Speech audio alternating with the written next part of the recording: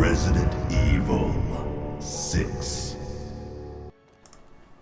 Hello there, Serafim17 once again, introducing you to my Resident Evil 6 Professional Difficulty video walkthrough. This is the final section of Chapter 5 in the Leon campaign, and this is the final form of the boss, which is Mutated Derek. And I know he's looking a little bit more like Jeff Goldblum right now because he is a giant fly. And this is the arena where all the shit's going to go down. So a couple of things about this fight. As you just saw then, this boss can be extremely accurate when it fires at you. One way to dodge it is literally to hurt it enough so that it doesn't get time to shoot you, or it's literally the moment you see the animation you have to roll. I would go with dealing damage rather than focusing on evading, because this fight is one of those encounters that can either go really bad or really well depending on, how you manage your environment. So right there, when the boss goes to swing and he embeds his claw into the floor a little bit, if you go up to it, occasionally you will get a counter-attack command on the screen where Leon will run up him and he'll stab him in the head and do all sorts of fancy stuff, and you want to go for that if you see it coming, but don't go out of your way to do it. The way that I like to fight this is I come over to this corner here because I can manage the zombies and I can manage the boss. If you're not too close, the boss will not melee you, and if you're not too far away, he generally doesn't spit at you too much, just as long as you're engaging him. And you want to start by shooting the weak spot, which is the oranges of his legs. And if you see this little rod that I'm close to just there, what will happen is he actually uses the zombies to regenerate his legs and get his life back. And what will happen is every time he sucks somebody in, it shows you this ridiculous cutscene of, the body getting displaced and going into him and helping him regenerate.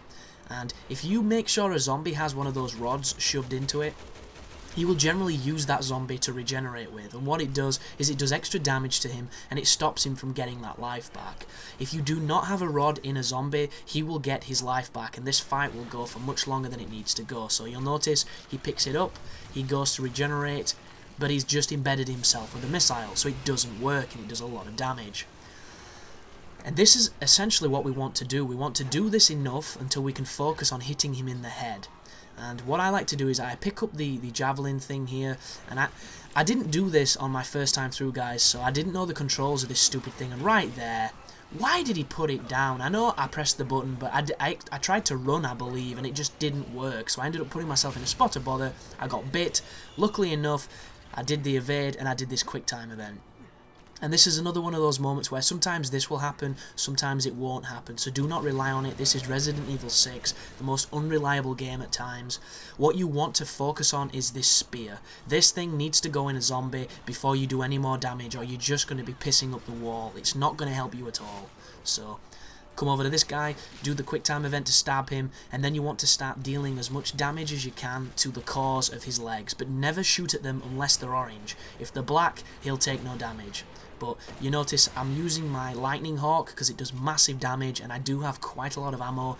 I'm kiting the zombies in such a fashion that they're not giving me too much trouble.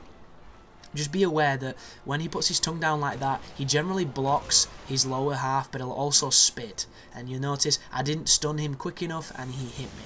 But because this is the final phase, I use a first aid spray. You don't have to use a first aid spray, and if you don't have one, don't worry, guys. All it'll be is hit the checkpoint, play better. Because this fight is not difficult. You just need to get a little luck and, hopefully don't get caught.